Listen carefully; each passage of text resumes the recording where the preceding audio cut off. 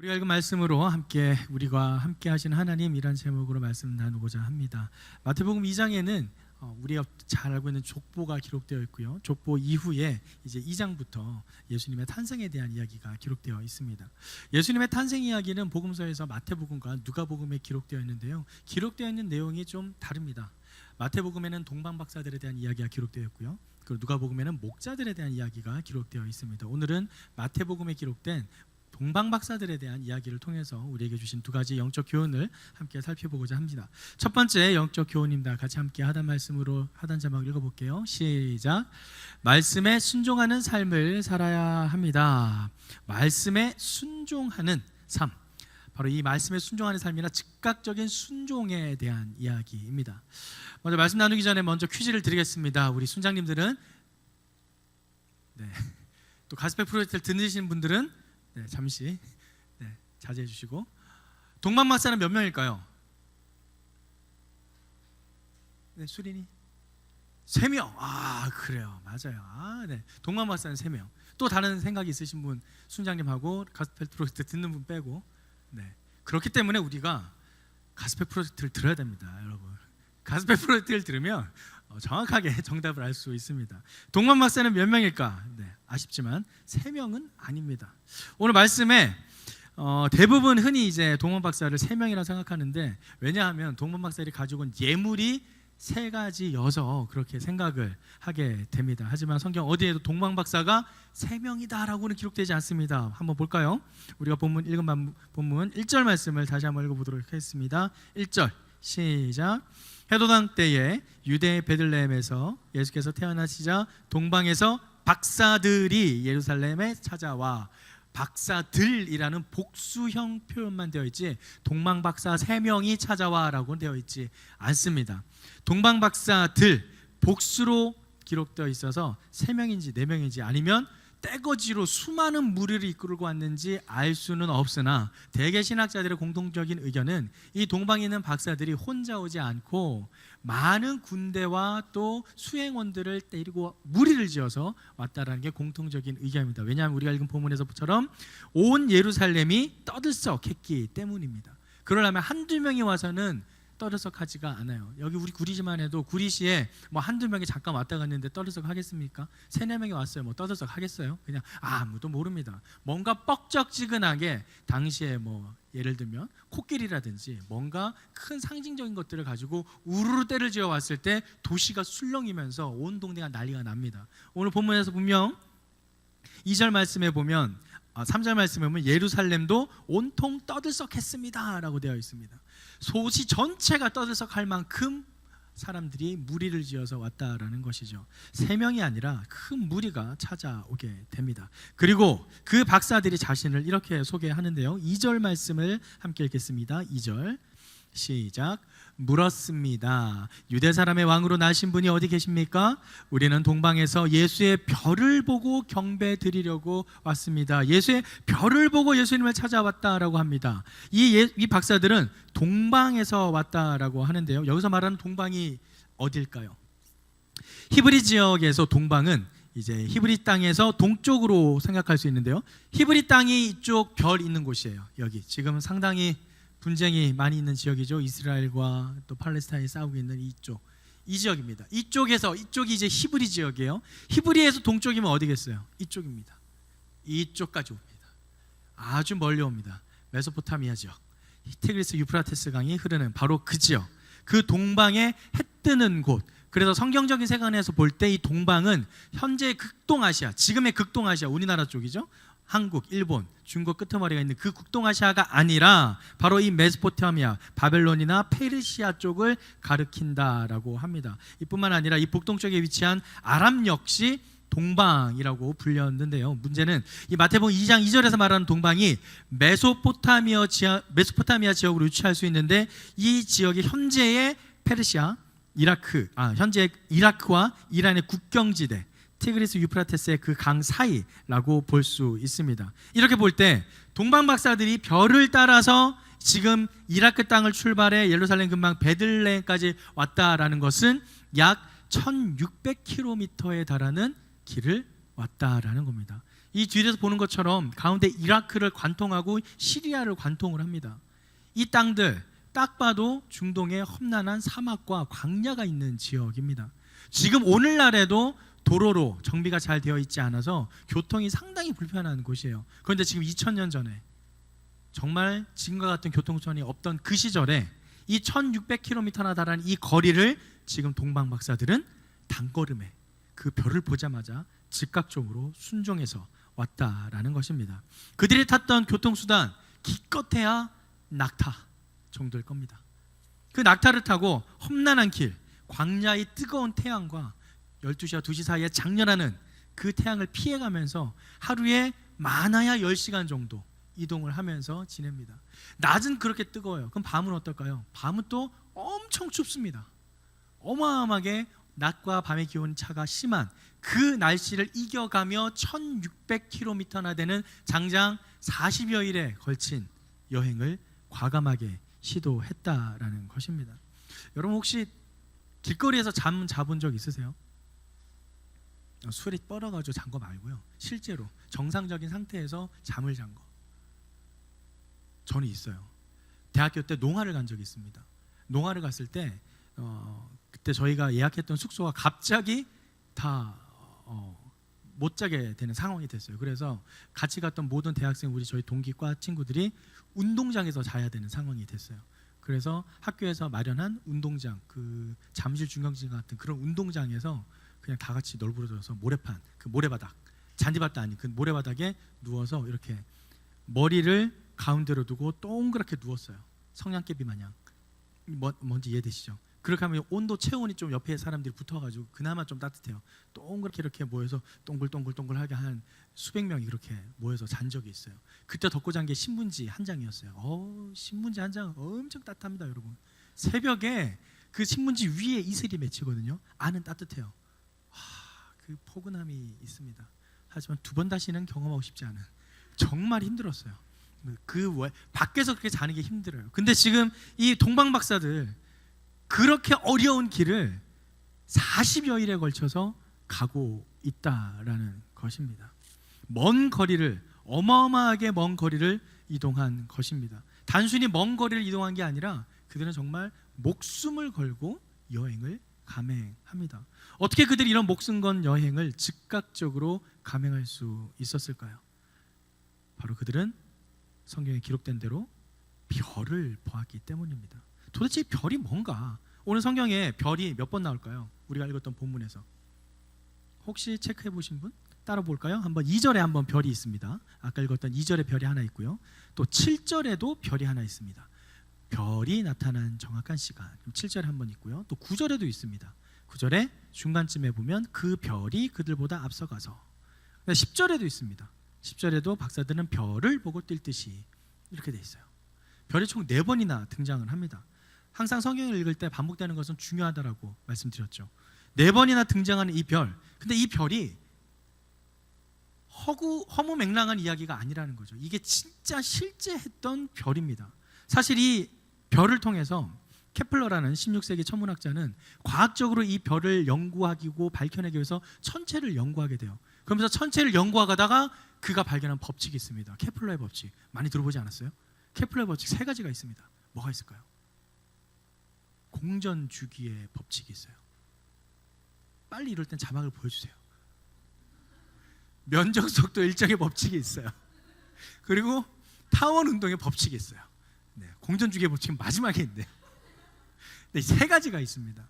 이 3가지의 케플러의 3원칙이 이 별을 연구하다가 발견이 된 거예요. 그래서 놀라운 것은 이 3가지의 법칙을 통해서 오늘날에도 인공위성의 궤도라든지 또는 천문학자들이 여러 가지 만유인력의 법칙에 기초가 되었고 그런 여러 가지 법칙 속에 활용이 되고 있다는 사실입니다. 즉 이 별이 그냥 환상 속에 소설에 나온 그런 등장하는 별이 아니라 실제 있었던 별이다라는 사실이죠. 중요한 것은 이 별이 구약 성경에도 나온다라는 것인데요. 민수기 말씀을 함께 읽겠습니다. 민수기 24장 17절 말씀 시작. 한 별이 야곱에게서 나오며 한 규가 이스라엘에게서 일어날 것이다. 한 별이 야곱에서 나온다. 야곱의 자손. 그리고 미가서 말씀 보여주시죠. 미가서 5장 2절 말씀 같이 읽을까요? 시작. 베들레헴 에브라다야, 너는 유다 족속 중에 작을지라도 이스라엘을 다스릴 자가 내게서 내게로 나올 것이라. 그의 근본은 상고의 영원에 있느니라. 바로 민수기 말씀과 미가서에 기록된 이 예언의 말씀을 보고 이 동방박사들은 별 하면 바로 그대로 베들레헴, 에브라임, 유다 이 지역을 생각했다라는 것입니다.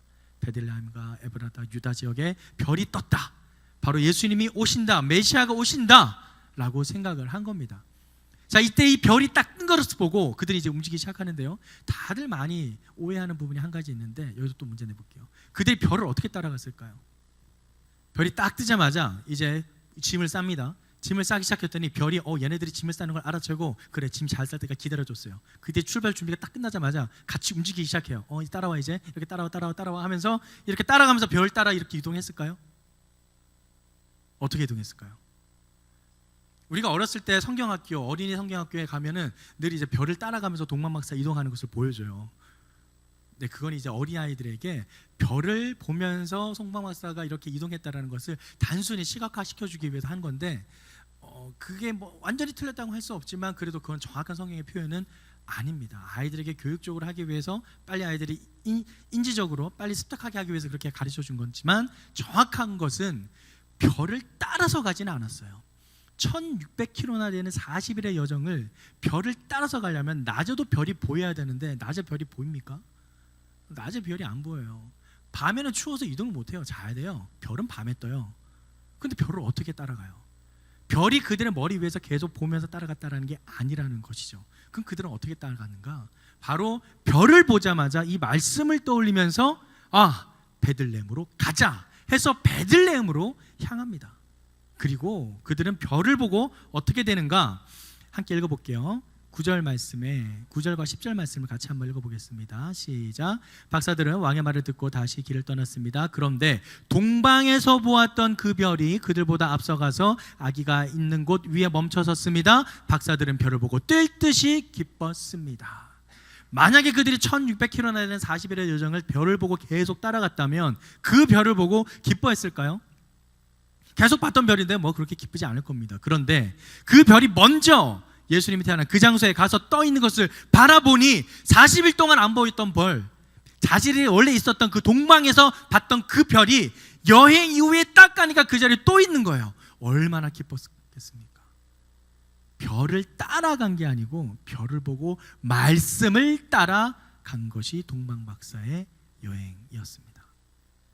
이해되시죠? 그들은 별을 따라가지 않습니다. 별을 보고 말씀을 떠올려서 말씀을 따라갔다라는 사실입니다. 사랑하는 우리 다윗 공동체 여러분, 말씀에 순종하는 삶을 살아야 합니다.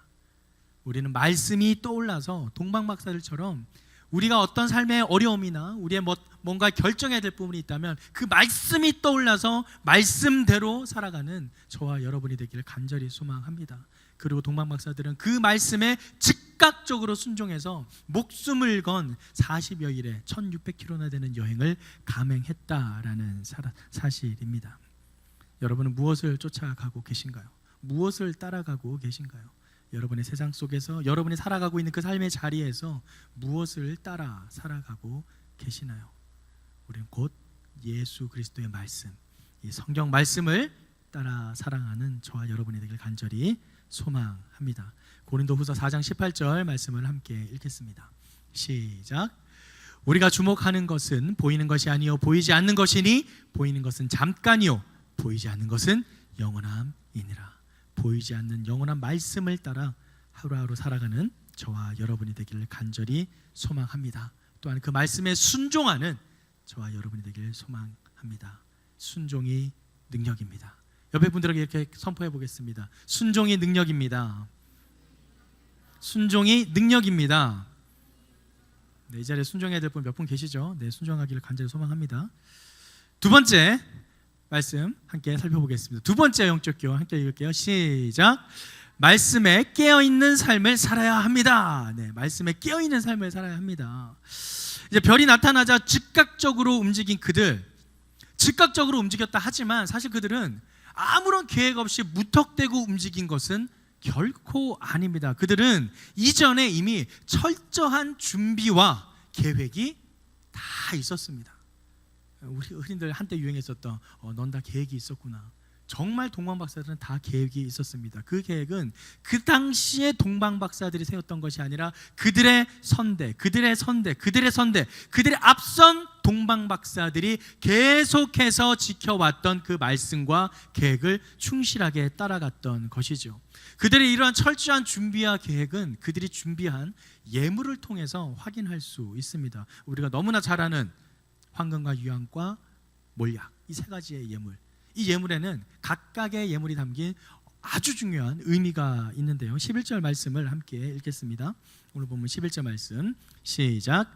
집으로 들어가 보니 아기가 그 어머니 마리아와 함께 있었습니다. 그들은 엎드려 아기에게 경배하고 보물함을 열어 황금과 유향과 몰약을 예물로 드렸습니다. 먼저 그들이 찾아간 곳이 어디라 그랬죠?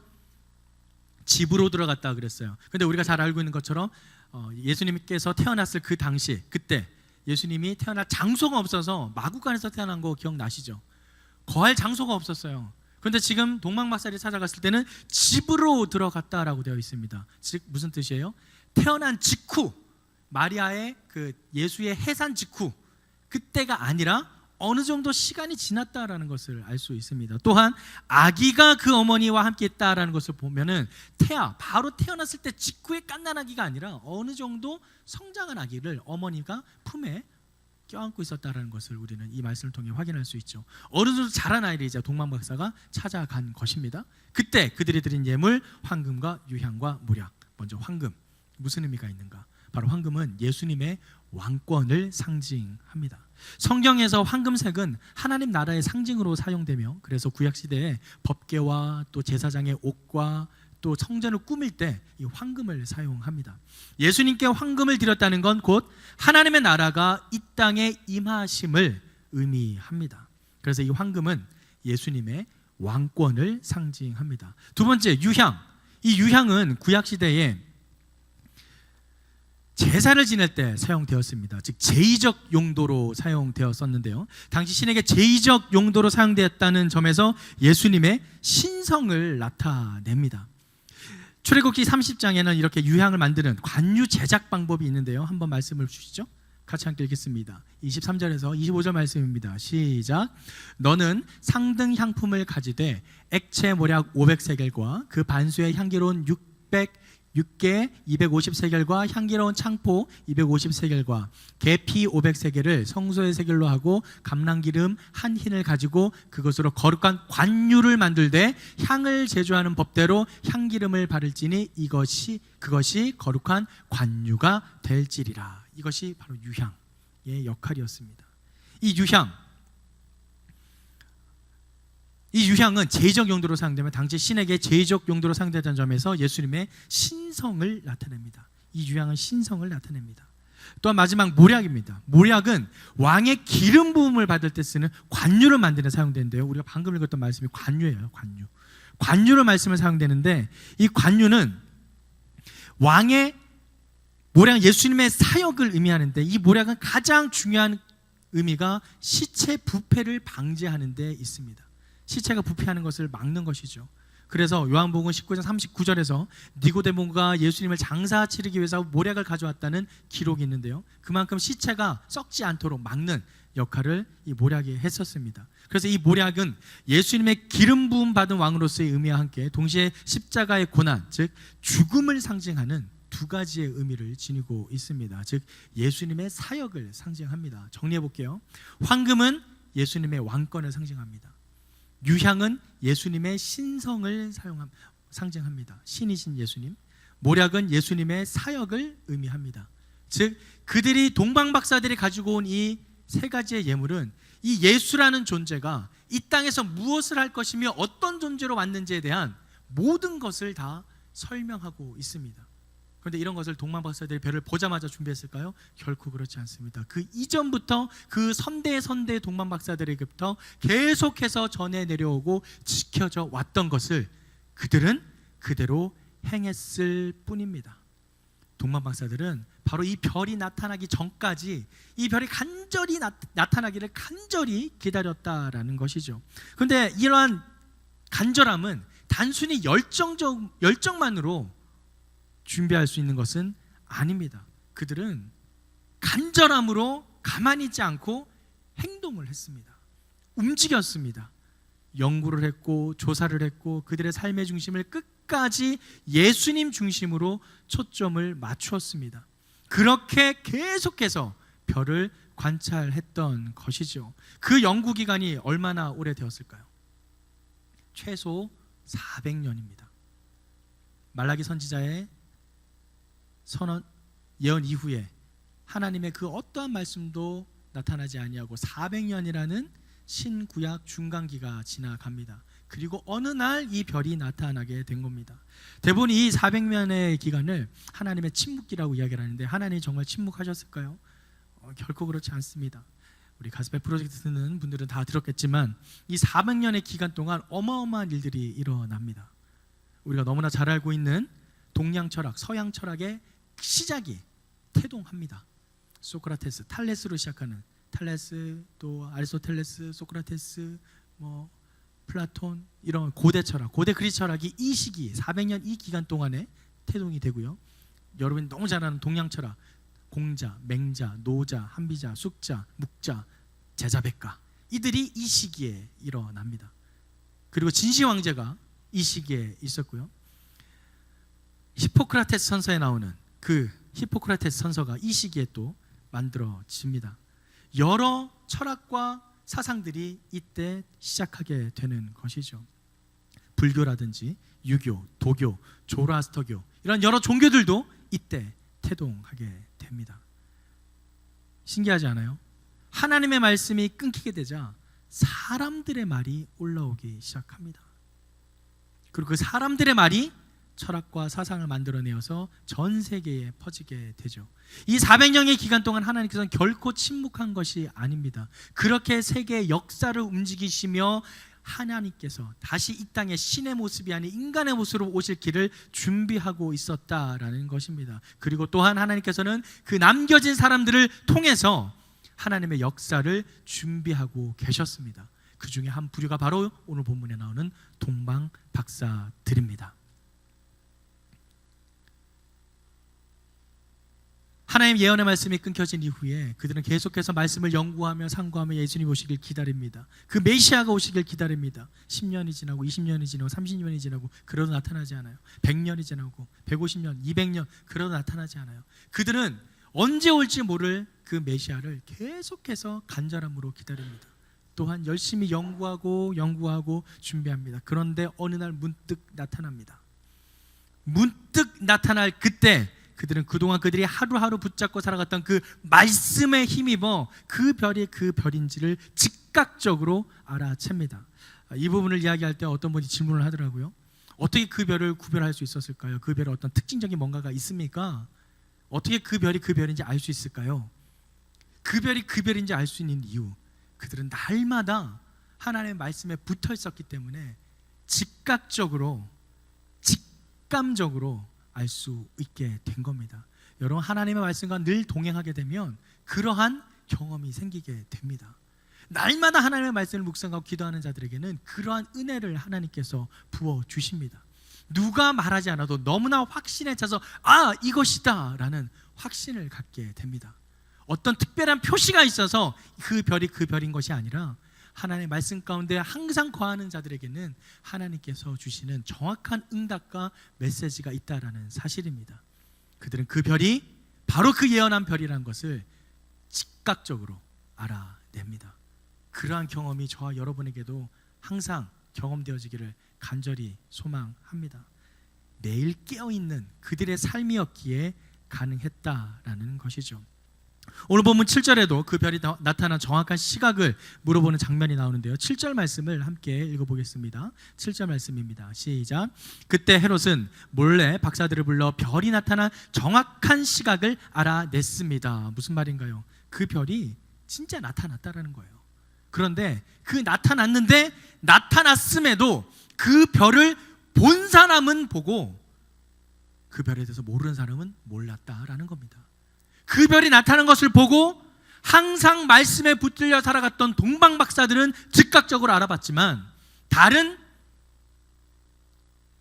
예루살렘에 있었던 다른 과학자들, 박사들은 그 별이 나타났어도 그것이 나타났는지도 모른 채 그냥 지나가고 거꾸로 역산을 해서 그 별이 나타난 시간을 찾아봤다라는 것이죠. 별이 떴을 때도 그 별이 별인지 몰랐던 그 당시에 일반 사람들처럼 살아가지 말고, 그 별이 떴을 때 정말 그것이 말씀에 예언된 별인 줄 즉각적으로 깨닫는 동방박사들처럼 살아가는 저와 여러분의 삶이 되기를 간절히 소망합니다. 이것이 깨어있는 삶입니다. 그래서 이러한 간절한 기다림, 간절히 기다린 그런 마음은 그냥 간절함으로 나타나지 않습니다. 여러분, 뜨겁다라는 개념이 있죠. 뜨겁다를 계속 반복해 보세요. 뜨겁다, 뜨겁다. 뜨거운가요? 안 뜨거워요. 개념은 결코 뜨겁지 않습니다. 진짜 뜨거운 건 뭐예요? 불 앞에 손을 넣었을 때 뜨거운 거예요. 배부르다 계속 얘기해 보세요. 배가 부릅니까? 절대 배부르지 않습니다. 빵을 먹어야 배부릅니다. 개념과 관념은 결코 실제적이지 않습니다. 예루살렘에 있었던 박사들에게 그 별은 이런 개념과 관념에 불과했습니다. 하지만 동방 박사들에게는 실제적인 삶의 움직임을 나타내는 표징이 되었습니다. 우리의 삶에도 그러한 개념으로 살아가는 신앙이 아닌 행동으로 살아가는 신앙인이 되기를 간절히 소망합니다. 옆에 분들에게 이렇게 선포할까요? 개념이 아닌, 관념이 아닌 행동으로 나타냅시다. 움직입시다. 일어납시다. 네, 이게 잠 좋으시는 분 일어나세요. 네. 그렇게 간절한 기대감으로 그들은 어떻게 표현했는가? 말씀을 연구하고 묵상하며 하나님의 때를 기다렸다라는 것이죠. 그리고 그들은 아까 얘기했던 세 가지의 황금 예물을 챙겨서 그 먼 1600km나 되는 여행을, 목숨을 건 여행을 감당했던 것입니다. 헤로드 왕 곁에 있던 율법학자나 대제사장들, 하나님의 말씀을 그렇게 묵상한다는 그들은 이 사실을 전혀 몰랐습니다. 그 당시에 종교 지도자들은 오히려 동방 박사들을 이상하게 생각했죠. 별이 나타났음에도 그들은 전혀 알아보지도 못했습니다.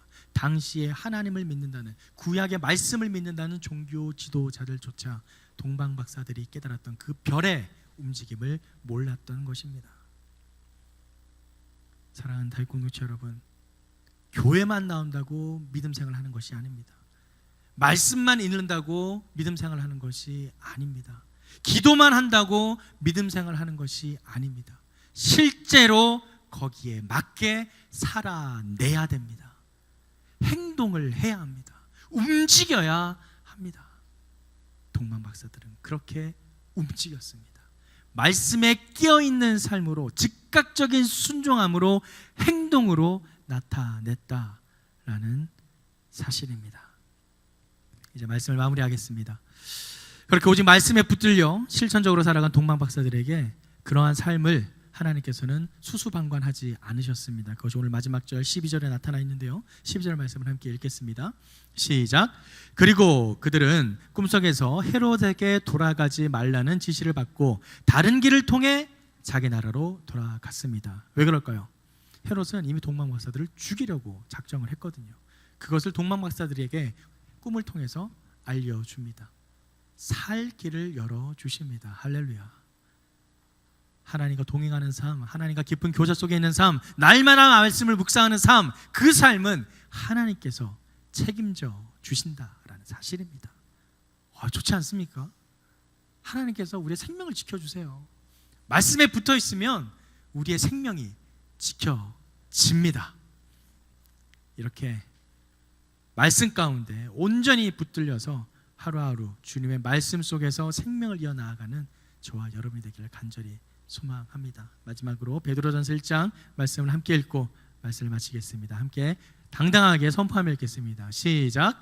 그러므로 모든 육체는 풀과 같고 그 모든 영광은 풀의 꽃과 같으니 풀은 마르고 꽃은 떨어지되 오직 주의 말씀은 세세토록 있도다 하였으니 너희에게 전한 복음이 곧 이 말씀이니라. 아멘. 바로 이 말씀을 붙들고 관념과 개념 속이 아닌 실제로 살아 움직이는, 행동하는 실천적인 신앙으로 살아나가는 저와 여러분의 삶이 되기를 주님의 이름으로 축원합니다.